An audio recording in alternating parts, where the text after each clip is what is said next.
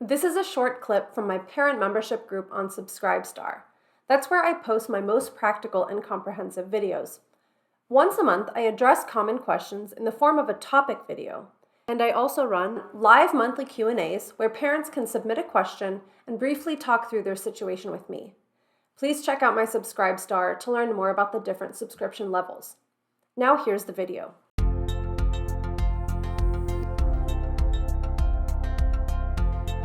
I'm just going to read something from the last article by the other Jungian analyst that reminded me of this surgical case study, because they say exactly what the kind of surgical case report concludes. She says, once the ideal weight has been reached, issues can appear that had heretofore been avoided. Non-existent or bad relationships, intensely dependent attachments which are still impossible to break off, original and personal solutions that still have not been reached. Questions of identity become even more acute. If I'm no longer fat, then who am I?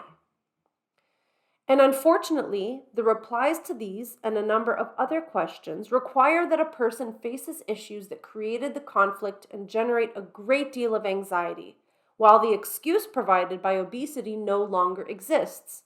Again, I don't go out. I can't get a better job. I don't go to the beach. I don't go dancing. I don't date, etc. because I'm fat. The easiest solution may be to regain the weight and then try to solve everything by going on another diet. Only very rarely does a woman perceive that what she's searching for can only be found after a long internal journey, which overcomes the anxieties and the great emptiness in order to arrive at the regions inhabited by the richness of the interior self, buried behind walls and defenses. The greatest difficulty, contrary to common opinion, is not to lose the weight, but to live. When I read that, I have chills just thinking about that.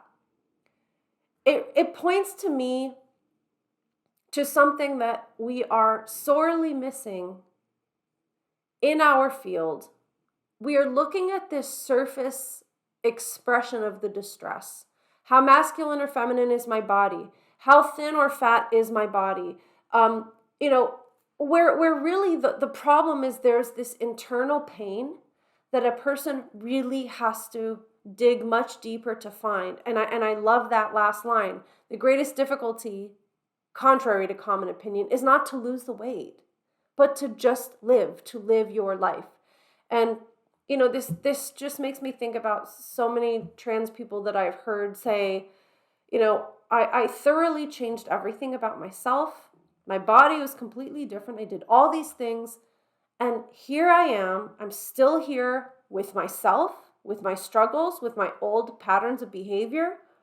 Essentially, being trans didn't fundamentally change anything. So for some people, of course, the transition changes a really tangible surface problem, which is, I would like to be seen as male. I am not seen as male now. I take testosterone. I get my top surgery, and I am now seen as male, problem solved, and I can move forward. That does happen for some people. I do think for some people, gender transition resolves a very concrete and specific problem.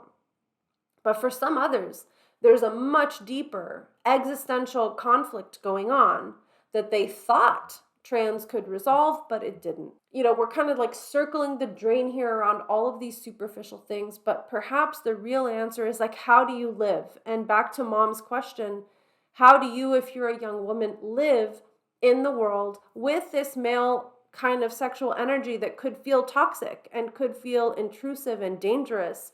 And if you're a boy, how do you live with your body, with your sexuality that you might be afraid of, you might feel is intrusive and dangerous?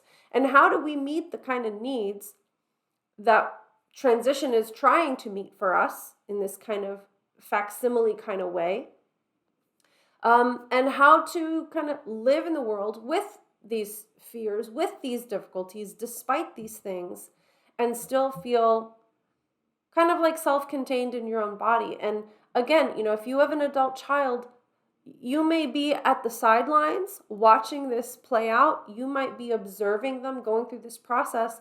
But I think this video and the next video could help give you some kind of signpost so that you can just be aware, so you can keep your eye on it. If you found this video helpful, you'll want to join my parent membership group, where you'll find a lot more depth and detail, along with practical parenting advice. The link is in the video description below. Thanks for watching.